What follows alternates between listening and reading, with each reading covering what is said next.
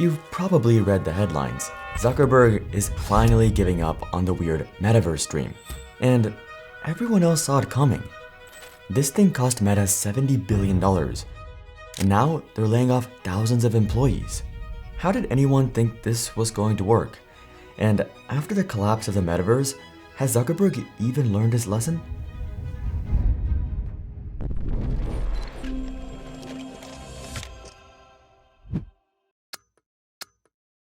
Before we can answer any of that, we need to see just how bad it really got. Meta is cutting about 10% of the Reality Labs staff. We're talking about roughly 1,500 people who were told they were building the successor to the internet. This also included their VR game studios, which were being disbanded. The Reality Labs reset, as they're calling it, is basically a polite way of labeling giant layoffs. It's not just about the people either, it's the products themselves. Horizon's Workrooms is being discontinued on February 16, 2016. This is their work and enterprise branch of VR, and if you had any data in there, too bad, it's getting deleted. You might be as confused as I am about this being used for work, or virtual meetings, I suppose, but regardless, it was gone. But the biggest was Horizon Worlds. This was Meta's big bet, their new social place for the internet and what they wanted to be the new normal. They are now pulling back from that too, and it's not hard to see why. By 2025, it was likely over $70 billion for this. And this gets much weirder. Investors are furious at Zuck, but they can't do anything about it. So how did we get here? And there's something even stranger.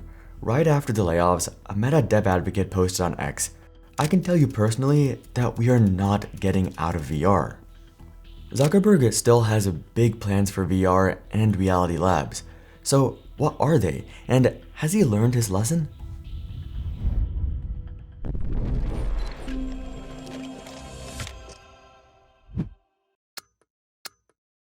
If you've been following this news on Meta, AI, and tech in general, you've probably heard of Claude. They make Opus 4.6, currently the best coding model in the world, and now they've made it even better with Claude Code. Claude Code is an agentic coding tool, meaning it can handle entire projects from start to finish.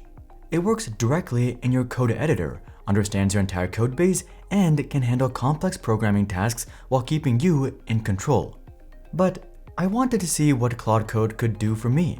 I have a business and engineering background, so I often naturally see everything as a problem to be solved. And what I see all the time is, well, time. How long I spend on tasks, which ones are taking way too much time, and how I can be more productive. But existing products are so bloated and often have an expensive subscription. I just want to see what's costing me way more time than it should be. I'm definitely a bit rusty on Python, but Claude Code is perfect for this. Here I use it in Visual Studio, which is where I feel at home, and it was super easy to integrate. But Claude Code also works directly in your terminal. Before I even start, Claude Code shows its new feature, Plan Mode. I explained what I wanted, and Claude Code breaks down the project, gives me follow-up questions, and creates a plan for approval before writing any code. Claude Code also shows me what it's doing and asks for approval before making changes, which is exactly what I want. And if something goes wrong, there's a rewind feature that automatically saves checkpoints before each change. I feel like Claude Code is designed for programmers to help them, not just blindly coding, and I think that's fantastic. And what's also crazy is how efficient Claude Code is. It's powered by the new Opus 4.6, Anthropic's most powerful coding tool, which uses 76% fewer tokens than other models while matching or exceeding their performance, which means faster build times and lower costs. I finished my tool and it was fantastic. I learned that writing in the morning is always efficient, but whenever I do it in the afternoon, it takes up almost twice the time. So I adjusted my day to do research and writing in the morning and less brain-intense work like emails in the afternoon. And I was able to gradually add more advanced features as I went. Claude is being used by real-world programmers and scientists to do good. Claude Code was recently used by NASA's Jet Propulsion Laboratory to plan driving routes for the Perseverance rover on Mars, guiding a rover over 200 million miles away on another planet. Anthropic is a public benefit corporation, meaning they're focused on building AI safely and responsibly, not just chasing profits. You can read more about their values and their constitution on their website. Click the URL in the description to get started with Claude Code in the Max plan. Thank you to Anthropic for sponsoring this video. Hey, are you coming? Yeah, just gotta find something to wear. In October 2021, Zuckerberg released his founder's letter where he described the Metaverse. He described the Metaverse as an embodied internet, not something you look at on a screen, but something you step inside. A place where you're in the experience, not just looking at it. He claimed it would touch every product we build. The feeling of presence. This is the defining quality of the Metaverse. You're going to really feel like you're there with other people. You'll see their facial expressions, you'll see their body language, maybe figure out if they're actually holding a winning hand. All the subtle ways that we communicate that today's technology can't quite deliver. But it wasn't just a new product line. He wanted to own the very platform that would replace smartphones. VR was just the engine. Zuckerberg wanted to be the first to claim the new internet, and he was about to go all in. He renamed one of the most recognizable companies in history.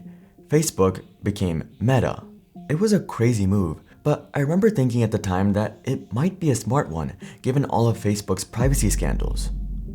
But the rebrand was explicitly tied to this thesis that the mobile internet era was ending and presence-based social connection was the new king. You'll probably have a photorealistic avatar for work, a stylized one for hanging out, and maybe even a fantasy one for gaming.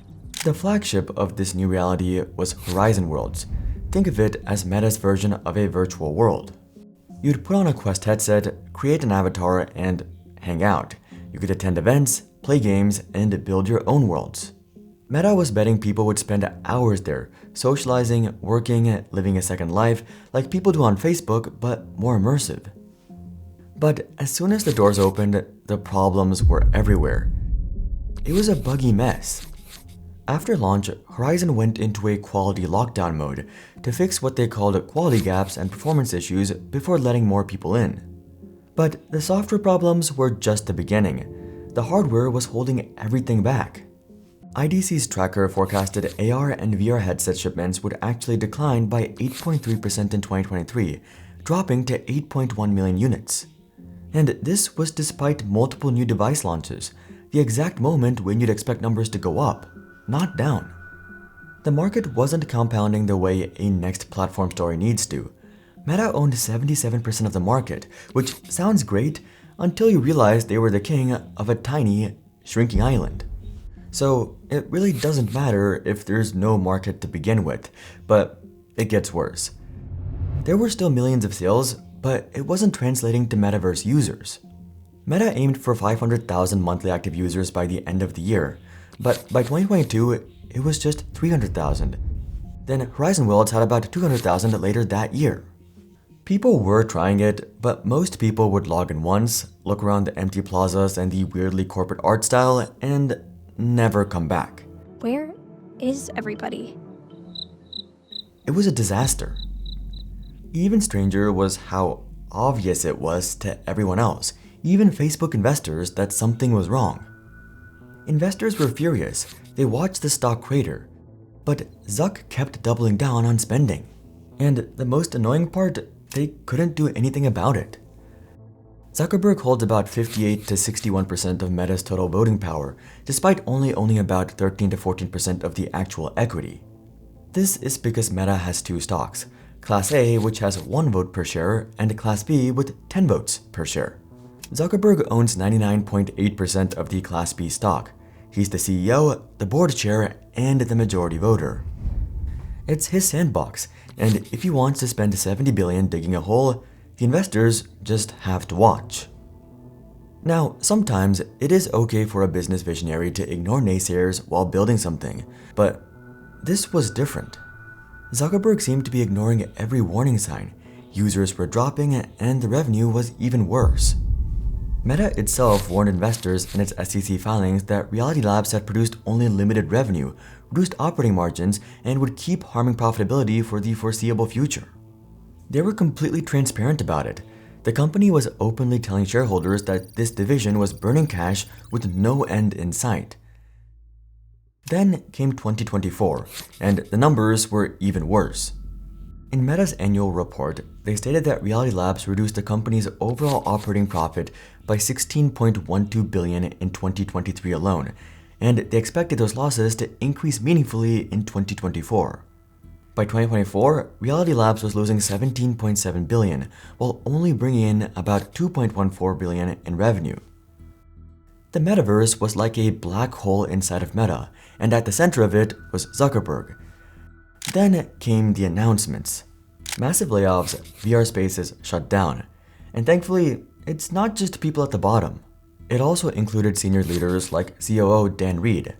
Reportedly, Horizon Worlds now has fewer than 900 active users. Ironically, as soon as Meta started cutting the Metaverse budget, the stock price actually started going up. What's even stranger about all of this is that Zuckerberg's grand vision was already achieved, and by smaller companies. For example, Fortnite has moved out of the battle royale genre and into something entirely new, with all kinds of game modes, purely social spaces, and even live events, with artists like Travis Scott, Ariana Grande, The Weeknd, and Eminem. Netflix even said in a shareholder letter, "We compete with and lose to Fortnite more than HBO." Roblox, Fortnite, even VRChat on Steam, all of them saw far more social adoption than Meta and more loyalty. It was extremely humbling for Zuckerberg. So, what does Meta do now?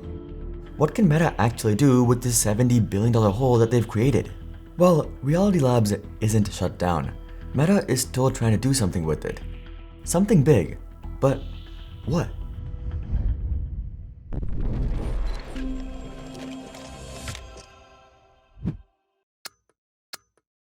If you're interested in how the Metaverse saga ends, subscribe and we can follow what happens together. Reality Labs isn't actually dead. There are layoffs, sure, but it's just being repurposed. Meta is still trying to do something big, but they've realized that the virtual world pitch isn't it, so they're pivoting. They're shutting down the enterprise tools, the stuff that was supposed to replace your office, and they're moving everything towards something else. The layoffs in Reality Labs are being framed as a shift toward AI, specifically AI glasses or AI wearables. This is Meta Ray-Ban display.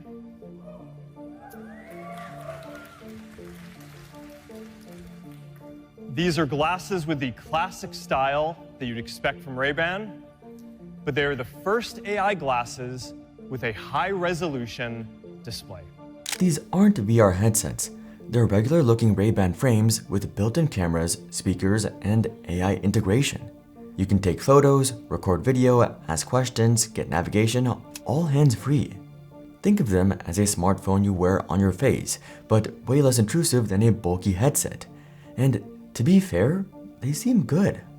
These are a monocular display, meaning it's only showing up in one eye, the right eye, and it's fixed slightly lower and to the right of the middle of your vision, but it's still full color, plenty sharp, 42 pixels per degree to be exact. Zuckerberg told his staff that Meta sold over 1 million pairs in 2024, with a target as high as 5 million for 2025.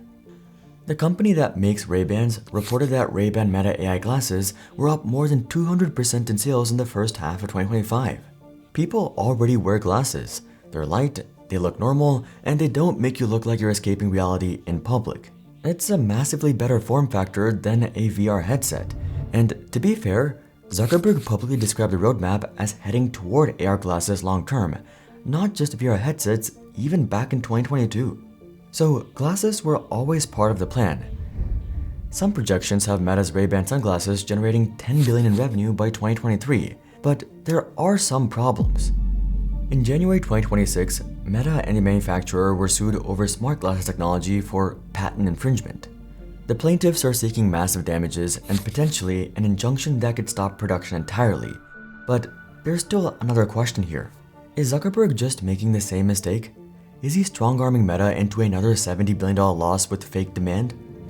Well, it depends on how much credit you want to give him. On one hand, he seems to be listening to the friction, finally. Moving from a bulky headset to a pair of Ray-Bans is a massive improvement in user experience. It's grounded in how people actually live their lives. But on the other hand, it's still the same old Zuck. In January 2026, in Meta's Q4 2025 earnings call, Zuckerberg compared AI glasses to the flip phone to smartphone evolution. It's hard to imagine a world in several years where most glasses that people wear aren't AI glasses. So, same old Zuck. He's still making a massive, high-stakes gamble, albeit a much more realistic one. The Metaverse was built on the idea that has guided Zuckerberg for years. Build it and they will come. There's still a huge amount of work just in building the consumer experience that people love, and that will be the foundation. If we do that well, the business will be fine. But that's not exactly what happened with the Metaverse. It will go down as one of the most expensive and strangest blunders in corporate history. Zuck is now betting the farm on AI glasses. He wants to own the next platform so badly that he's often willing to ignore everyone else to get there. Will it work this time?